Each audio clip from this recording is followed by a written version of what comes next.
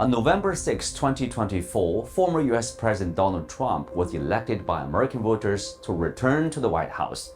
The world is wondering, how will the China-U.S. ties go in the next 4 years? Some say the two countries cannot avoid falling into Thucydides Trap. And the idea is that when a rapidly rising power seriously threatens to displace a major ruling power, you get a great disruption.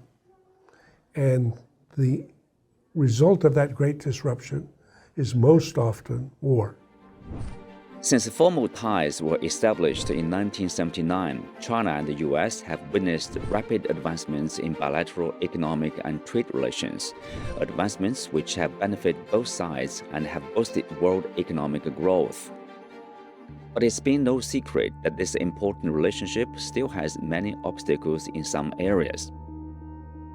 So in the last 500 years, 16 times a rapidly rising power seriously threatened to displace a major ruling power. In 12 of those cases, the outcome was war. In 4 of the cases, the outcome was not war. History seems to prove the answer is no. Can the U.S. and China also avoid the tragedy? By 1890, the U.S. had overtaken the British Empire as the world's most productive economy, with an annual GDP growth averaging around 4% during that period. By comparison, China's average GDP growth remained at over 10% each year for 3 decades beginning in 1980.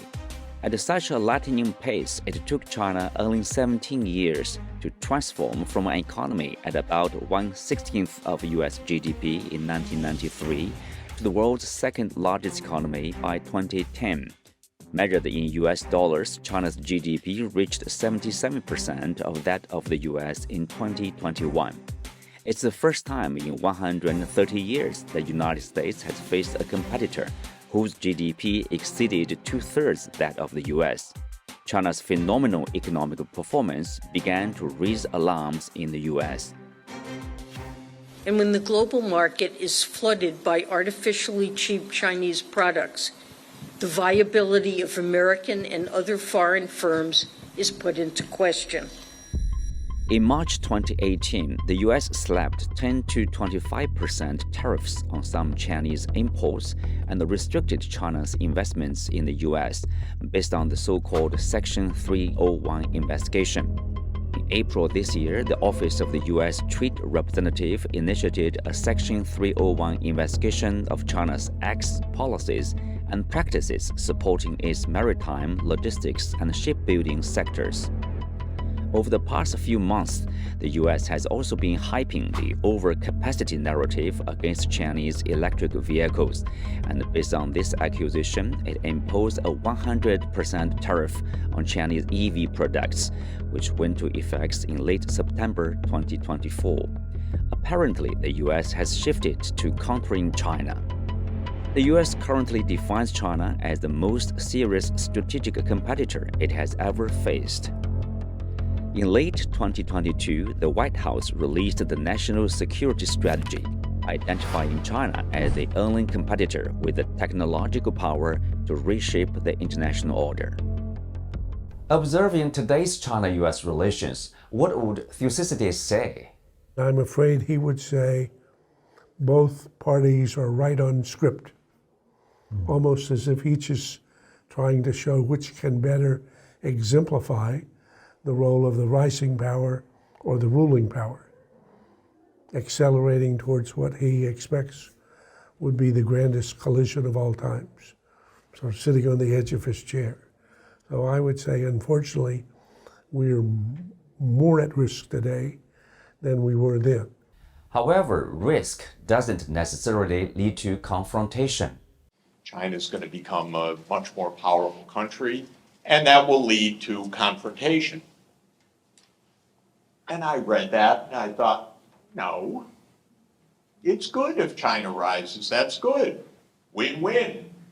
While extending congratulatory messages to President-elect Donald Trump, Chinese President Xi Jinping noted that the two countries should find the right way to get along in the new era, so as to benefit both countries and the wider world. China has long understood that cooperation is key for the two countries to get along. Take a look at these economic figures.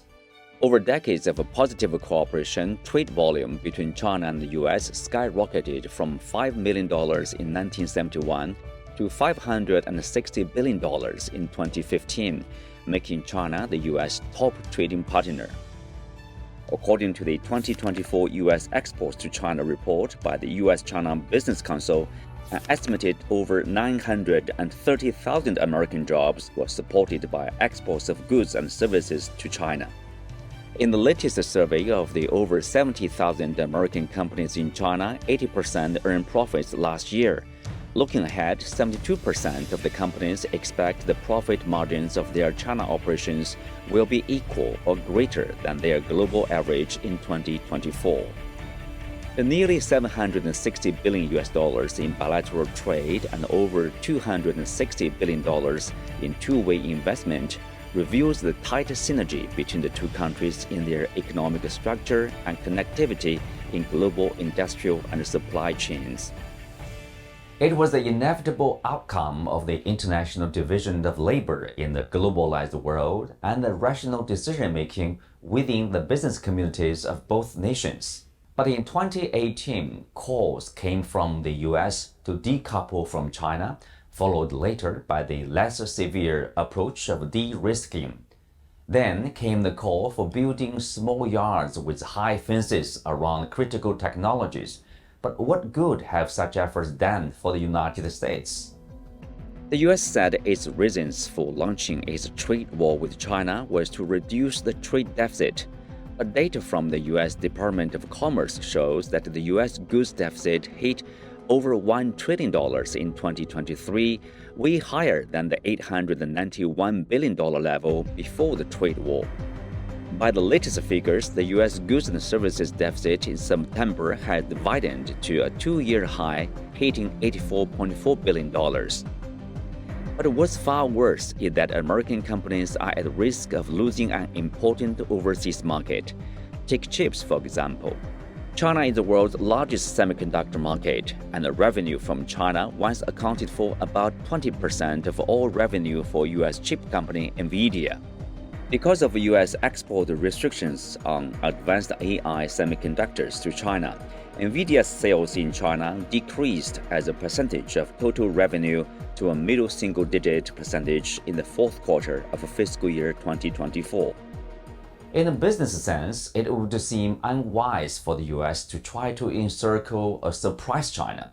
But if they choose a different path of working together, China and the U.S. could unlock huge opportunities for the world. Now, the two largest economies in the world have agreed to work together to raise climate ambition in this decisive decade.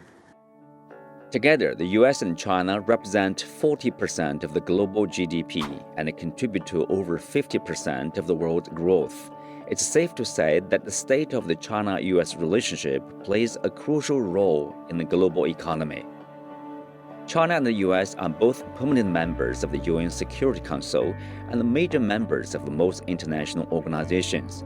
In terms of global challenges, they play an irreplaceable role in international and regional issues. In fighting climate change, China and the U.S. took the lead in the Paris Agreement in 2015.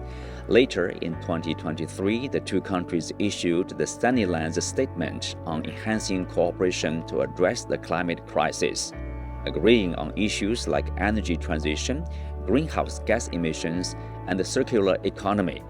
Together, China and the U.S. played an exemplary role in promoting global climate governance. Therefore, the Thucydides Trap is something that the U.S. can and must avoid.